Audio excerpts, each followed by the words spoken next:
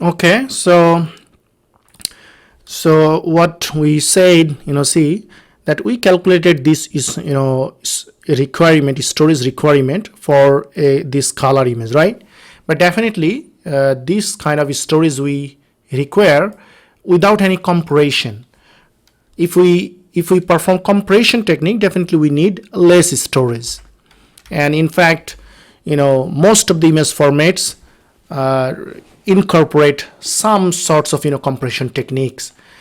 Some compression technique might be lossless compression, and some compression technique might be lossy compression. We'll see those things later on when we'll study compression techniques. Anyway, so that you see that what is this, there are cross platforms format versus format restricted to particular hardware. This is true always, that some formats are good for one hardware, some formats are good for another hardware, but that we are not studying now. See, the many times the image is basically 24-bit color image is actually stored as 32-bit image, right? We already saw that RGB color image is 24-bit, and that means 3 bytes. Now 1 byte is for R, and 1 byte is for green, and 1 byte for blue.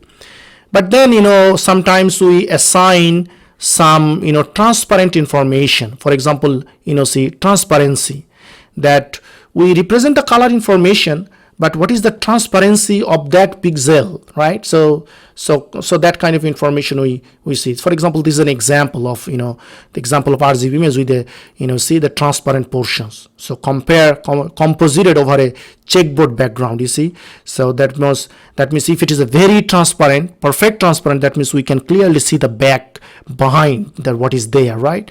And here maybe there is completely opaque, there is no transparency. So this kind of information we also sometimes represents. So at the time we basically assign another 8-bit information, so then it becomes 32-bit images. So that means for each bit we have R, G, B, and then we also have alpha information.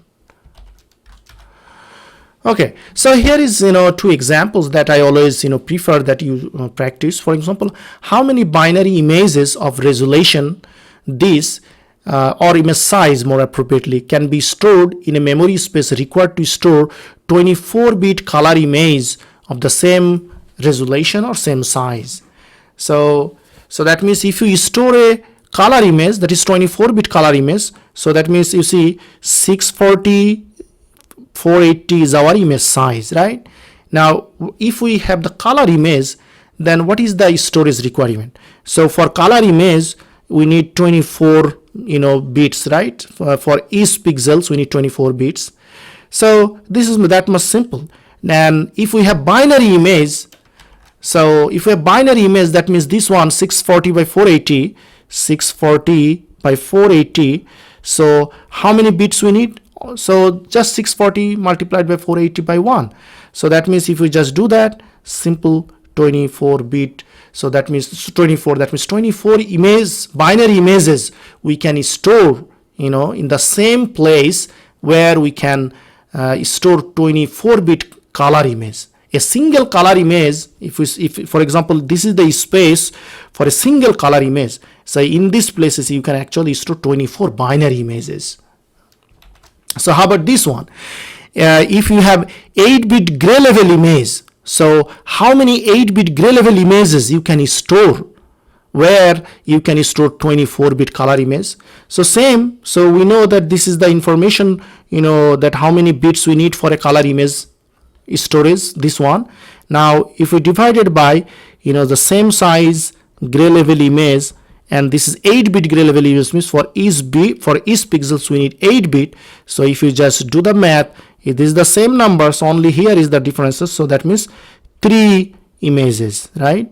So and it makes sense that for example this is the space where you basically store 24-bit color image, one single color image, 24-bit, not 24-bit color image, yes, 24-bit color image, 24-bit color image. So in the same storage you can basically now store 3 gray level image, 3 more appropriate to 3 8-bit gray level images. So this kind of calculations is very good to understand the image size, image resolution, image representation, those things. You can practice more. Now we talk about, we started, see 24-bit color image that we saw here, 24-bit color image. Now we will be studying 8-bit color image. Okay, here. So see that if we have 24-bit representation, so that means, there are 256 different levels of red, 256 different levels of green, and 256 different levels of blue. And if we just do these multiplications, then you end up with around 16 million, around 17 million, colors. But actually those, many more color in many applications we don't need. So rather, it is good that you just have, let's say a very standard in many applications, in many devices that we use is basically, only 256 color is sufficient. That means if your device, let's say a simple tab or some simple display devices, we don't need this 16 million color. Rather it's okay, to have 256 different colors is okay. Okay, right? So we don't need 256 different colors. So this 256 colors is okay. Now 256 colors, so then how we can actually access this color information? So that's we say 8-bit color image. So that means we use 8-bit of color information. Now see, if 8-bit of color information, if we represent 8-bit of color information, now what does it mean? 8-bit of color information. So the pixels, let's say this is our image, and this one, and this is a color image we are thinking. This is a color image. Let's say this one we are considering the very first pixel. Okay. Now let's say these pixels. Now we assign 8 bits. Okay, 8 bits. Now in 8 bits, we can, what we can represent in 8 bits. 8 bits. Definitely we represent 256 different, levels, right? So here, this pixel basically doesn't, save, RGB information. It doesn't save RGB information. Rather, the number here that we represent, for example, maybe here is a number, let's say 24. Okay, 24. This 24 is basically an index. So that means this table, that's we are saying, this image is basically a table. This image basically a number of index. So we use a lookup table. So this lookup table, index is this one. So to explain this nice, let's say we just go in this picture. So it is better. Let's say this is our image with that we like to store that 8-bit color image. And definitely let's say this was as we go, this is column 0, column 1, column 2, and this way there are m number of columns and there are n number of rows. Okay, 0, 1, 2 up to n. And let's say this is a very particular pixel, and in this pixel the value is 25. Now this 25 itself is not the color or this pixel, rather it's a information for a lookup table. There is a table. This table we store somewhere in the application or in our computer or somewhere else, not in this pixel. So this 25 is basically an index of that table. Now in this table, you see this 25 entry.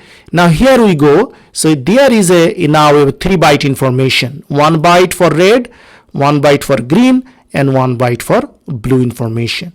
Now what is this one? This means actually 30. This is actually in binary decimal values 190, and this one is 60. So this means this is basically our pixel color. Okay, so this was our value. This is index value, and this is our color. So in this way, we can actually, represents this 256 color image, 256 color image, or we can say 8-bit color image.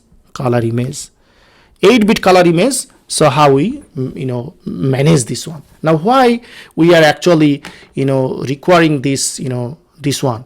Because you see, if it is a color image, definitely we need red information and green information and blue information, right? Now if we have, let's say, if we have the millions of colors, 16 million colors, from 16 million color we have 256 color we have chosen. Now we don't know which 256 colors we have chosen, right?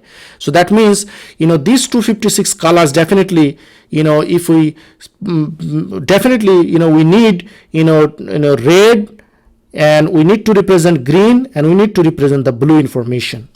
Now definitely we can't, represent this one in 8-bit information. So that's why what we do is this 8-bit basically it act as an index, and this index basically represent a index of a lookup table, and that table actually contains the real color. So that's the idea. So I hope that you understand now. So that what we mean. So for examples here, you see this is the true color image. So true color image means 24-bit color image, and this 24-bit color image, let's say there are many colors. It doesn't mean that here there are 16 million colors in this image, but what it means is it is possible that any colors is possible. Whatever the color is in this RGB space, that color is possible here. But let's say somehow we have chosen 256 different colors. Okay, not from here, from this 16 million color, let's say we have somehow chosen 256 colors. Now if we just convert this image, so that means any color that we pick up from here, we will say that which colors is the most closest to.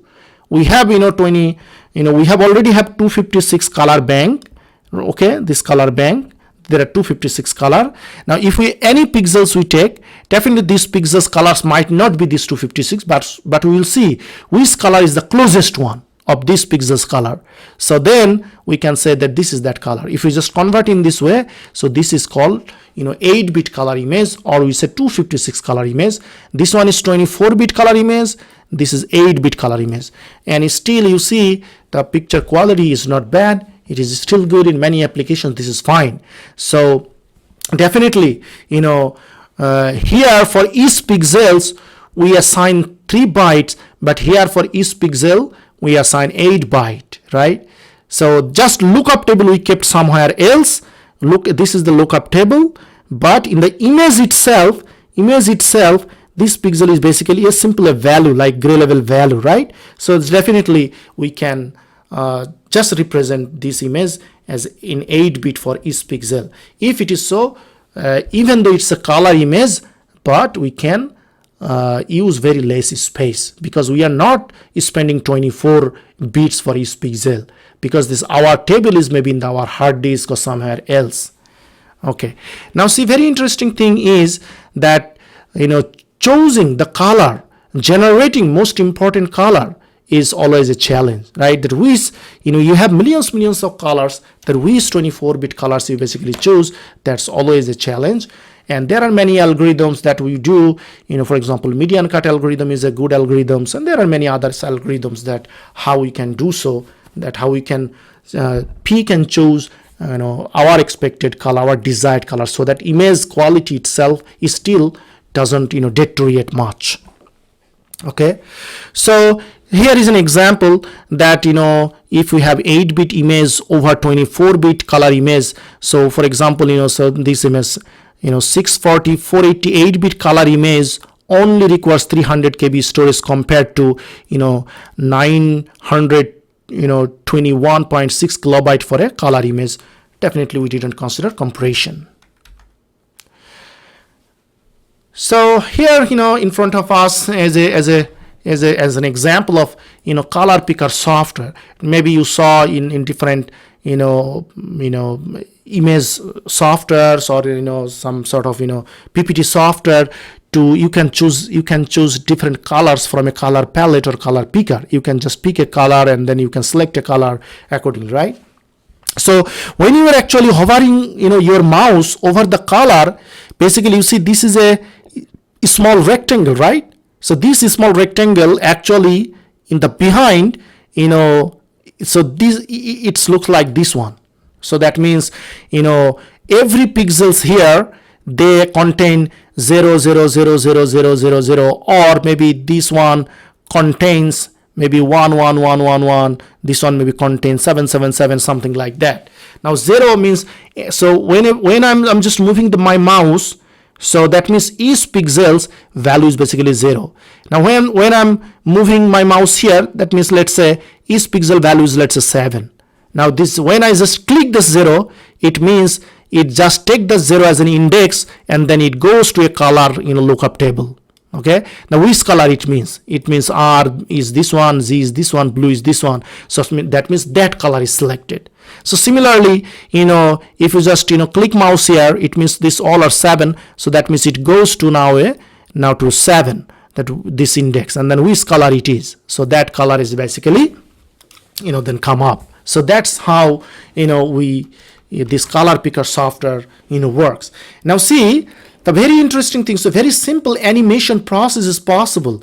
Just you do what? You just periodically, or following some certain pattern, if you just change this color information in this table, and then you just periodically, so that means an animation and color cycling you can do.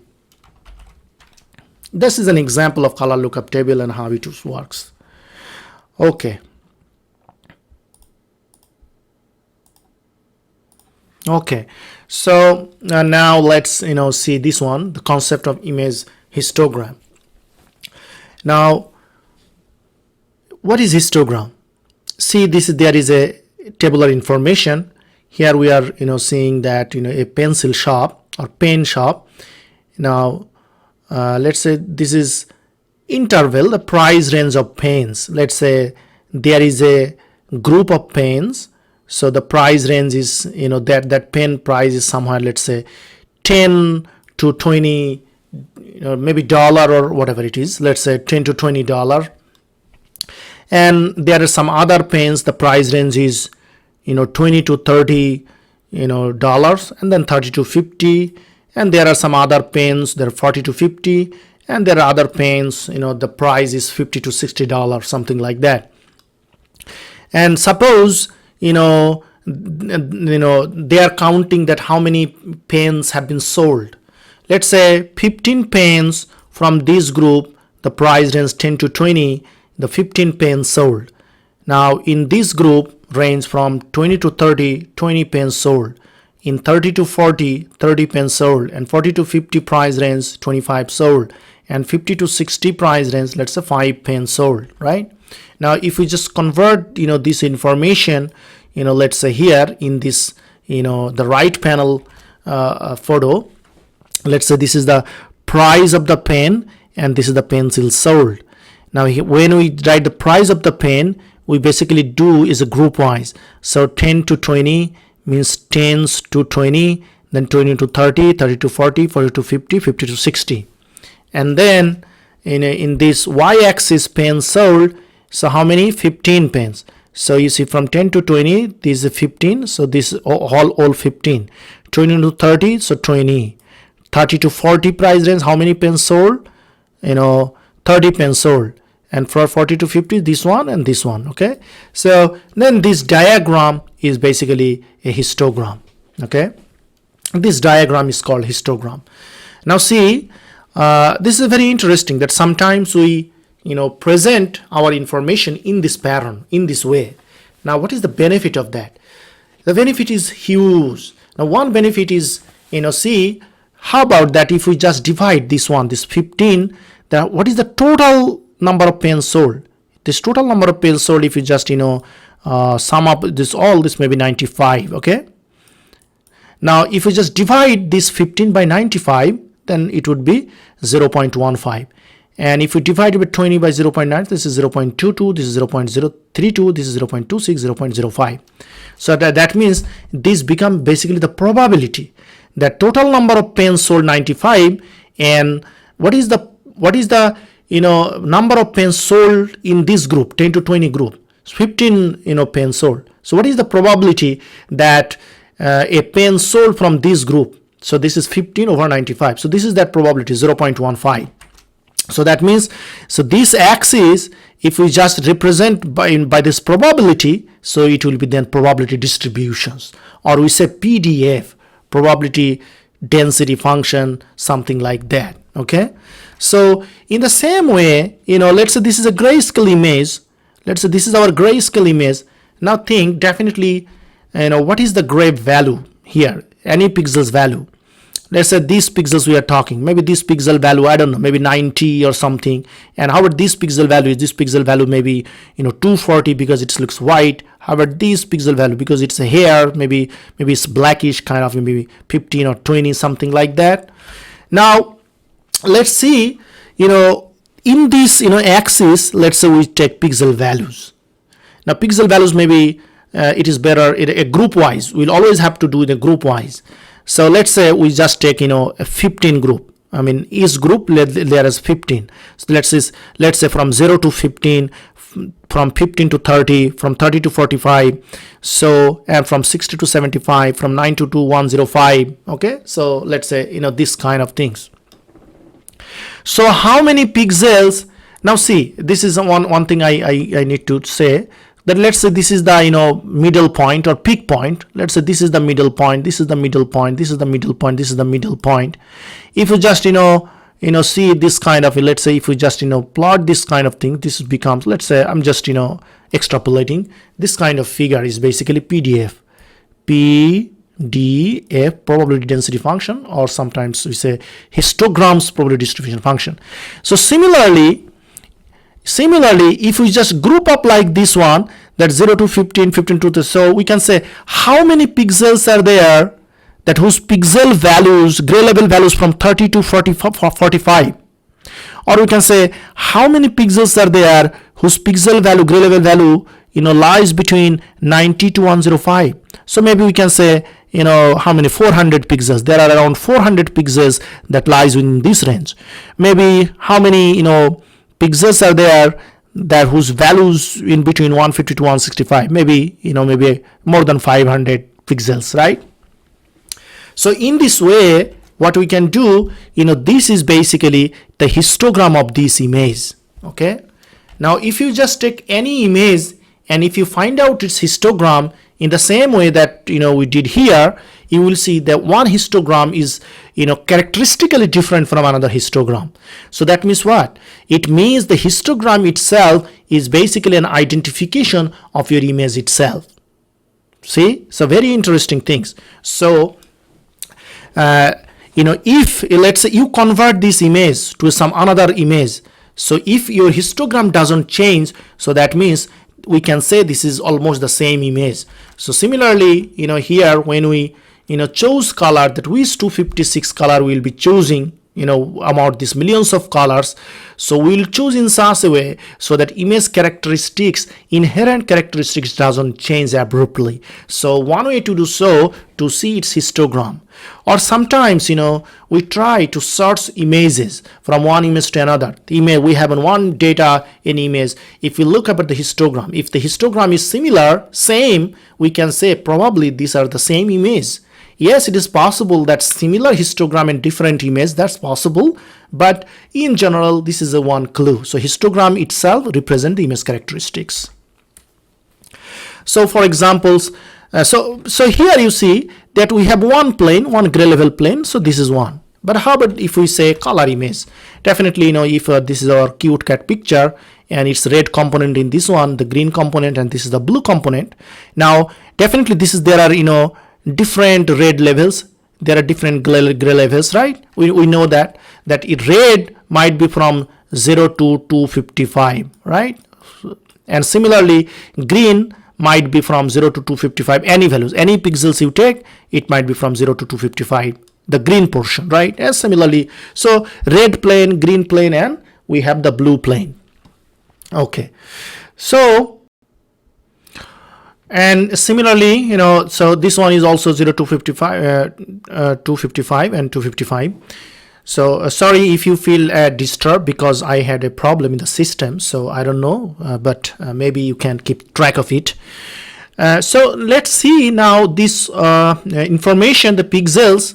Here if you go to the previous slides, here you saw that here how many groups we had, 1 2 3 4 5, right?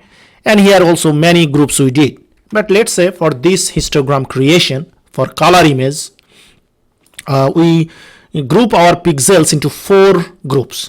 So that means from 0 to 63 pixels values we will plot here, and from 64 to 127, and we can see from here, and 128 to 191, and 192 to 55. I mean, this is just for a visualizations, okay? And then if you see that, let's say for red plane, okay, for this plane, what is the histogram? You see this red and this red, this red. So this is the for red one, red plane. Similarly for green plane, this is the histogram, and for blue one, this is the histogram.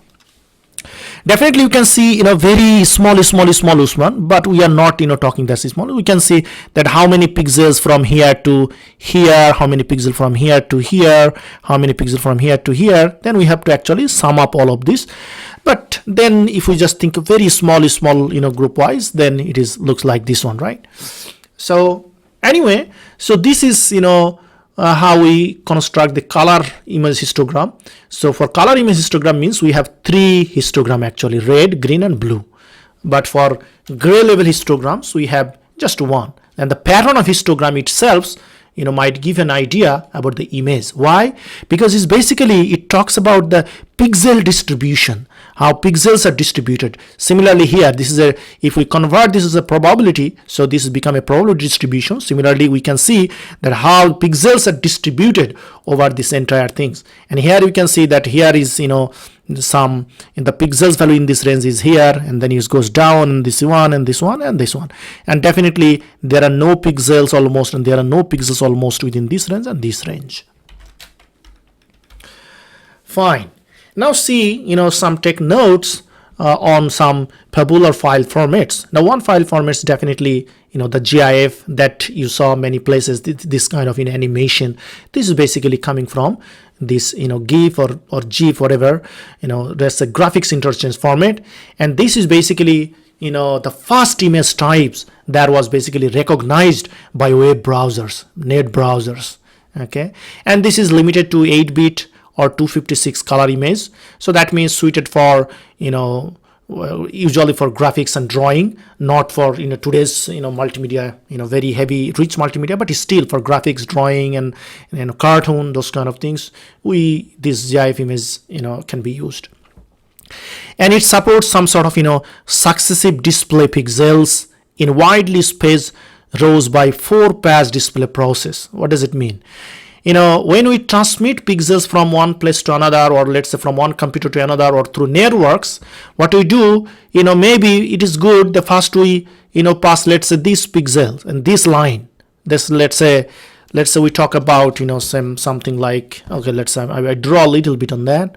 For example, let's say this is our image, okay, and let's say this is line 1, this is line 2, this is line 3, this is line 4, in this way, okay? And definitely it goes on. So it is good, let's say first we transmit this line, okay? Let's say first we transmit this line, and then we transmit this line, and that means we didn't transmit this one, okay? And let's say the second time we transmit this one. So that means there is a pattern that which rows we will transmit first, and then which rows will be transmit second, which rows will be transmit in the third phases. So that means of course we will transmit the entire image, but we can transmit this in 4 phases or 3 phases, something like that.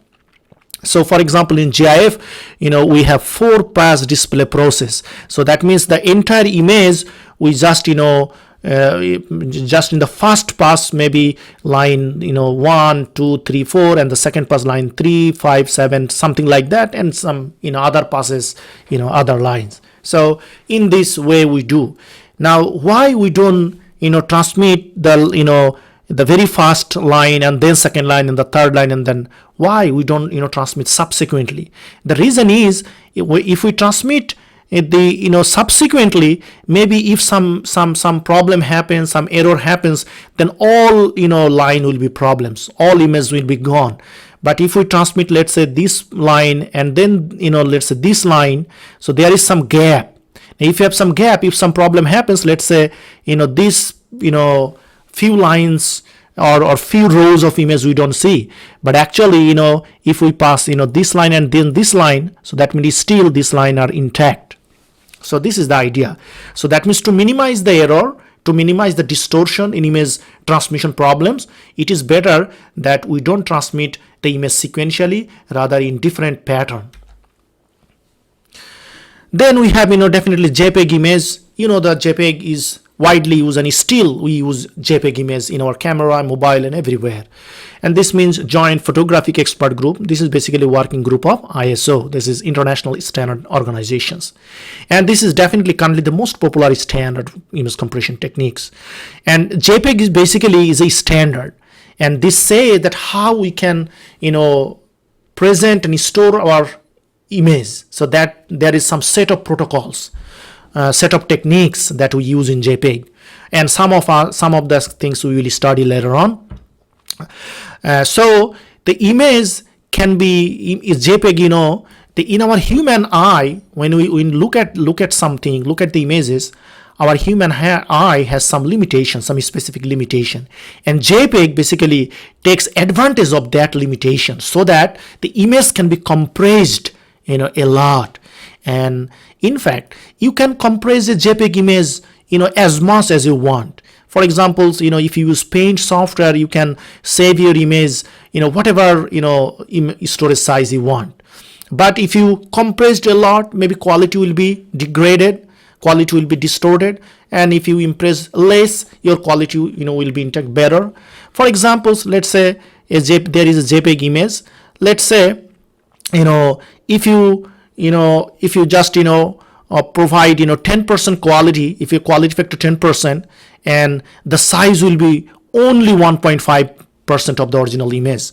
So what it means is, let's say if you just lose some quality, if you lose some quality, let's say an image is 100 megabyte image, and if you just keep 10% quality, then you will see that only 1.5 megabyte is enough to store this 100 megabyte original image. So in another example is, let's say we increase the quality to 75%. Definitely 75% quality is a good quality. Let's say we have an original image that definitely 100% quality. Compared to that, definitely it's a look and feel. Compared to that, we keep 75% quality, and the image size is only 5.6 megabyte. If the original image size is 100 megabyte. So that's how it is. So the JPEG is basically very good compression, it can give. So to justify the compression ratio, we usually, to justify how much compression we got, we say compression ratio. That means input divided by output. Okay, so that's called compression ratio. So anyway, so this is how it is. See, whereas the JPEG can achieve 5.6% storage, and GIF image give 23% of the original image size. So that means compared to GIF, definitely JPEG image can provide better compression. We'll study something more when we study compression.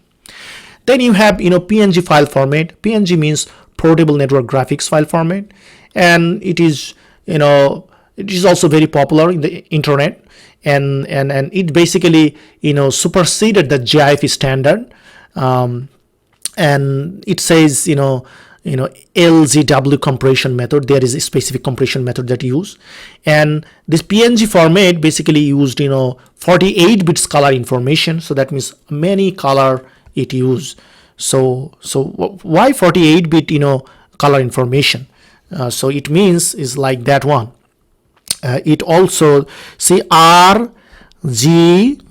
R means 1 byte, green means another byte, and blue means another byte. So this is basically 24 bits, right? And then you have A information, that is alpha information, this is transference information. This is another 8 bits. So this is okay. This is called RGBA information. But in addition, this PNG format, it provides gamma correction information. Now what is gamma correction information? Let's say there is an image, and it has a pixel. Let's say here this is a pixel value, let's say something 20. I don't know what this 20, but this, let's say 20 gray level or whatever it is, maybe from red plane or green plane or simply gray level image. Now if we want to display this 20 onto a monitor, so let's say this is a monitor, right, computer monitor. Let's say we will show this image, but definitely this 20 will not directly go to the display, right? It direct will not go to the display. Rather, this 20 is basically fed to an electronics input. Now when this information will be passing through some electronics, electronics, so in the output will be little changes. Maybe this 20 might be changes to something like 20 point, maybe 1.3, something like this information, okay? So this kind of things with a gamma problem, okay? This happens because of gamma characteristics of an electronic devices. It is that kind of problem. Or we can say this number basically changed when it goes to the output. Now to correct this information, we need additional information. So that additional information we say gamma correction or gamma values, okay? So for that we need another byte of information. So this total 48 bit of informations we need to represent 1 pixel values. Then you have TIFF, that is called tagged image file formats.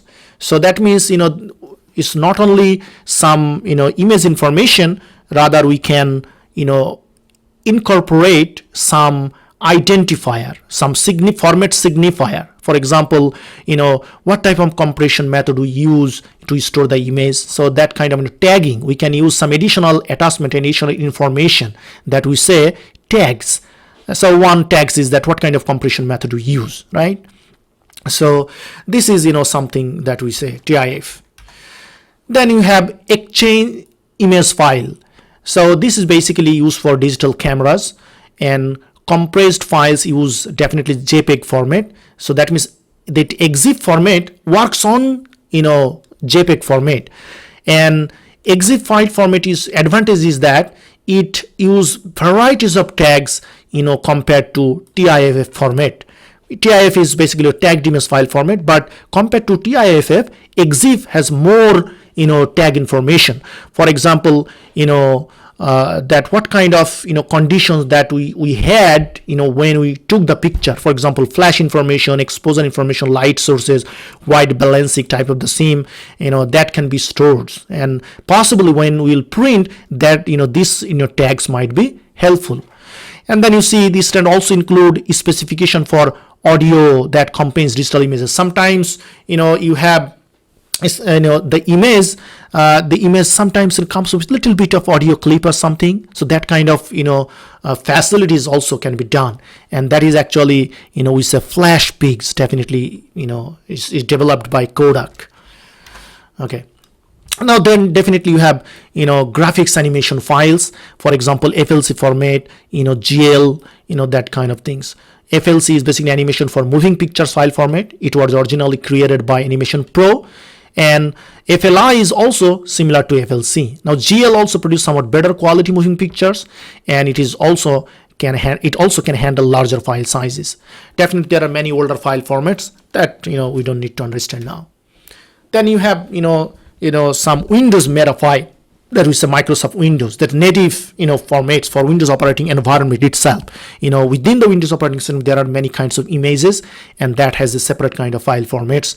For example, WMF file format that typically using Windows play meta file functions, and those kind of things. And this is also sometimes we say that it is device independent, but it is system, because it is for the software, not for the hardware, but device independent. So challenging. So WMF, that is called Windows meta file. Then you have BMP, for example bitmap, that it's really a major system graphics standard for Microsoft Windows, and that used by the Paint and other programs. Then you have Macintosh, then Paint and PICT, those kind. You can read there are other kinds of file formats that we are not telling now. Now there is something other things, that is image read, image show, how we can read image, how we can show images, and how we can do RGB components and channels, and how we can actually produce the image histogram, and then that kind of examples for image data representations we will be doing in Python or MATLAB, and I think it is good to do in Python. So I will give you another additional small video where I will show that how image read, image little bit of basic image can be done in in MATLAB or Python. You can see that that things for your convenience, and it will be helpful. So but that will be an additional video, okay, additional video that you can see. That will be not your lecture part, but that is simply as a your weekly maybe activities. You can see that I will upload that one, and not as a lecture but as a simple in notification or announcement or some in other as other contents. So then what we had, if you see that, just like this, so we understood some different kinds of file formats, multimedia data types, graphics, and different kinds of file formats, and the programming practice. We will upload it, different additional things. And please watch this video in YouTube. So see you in next week.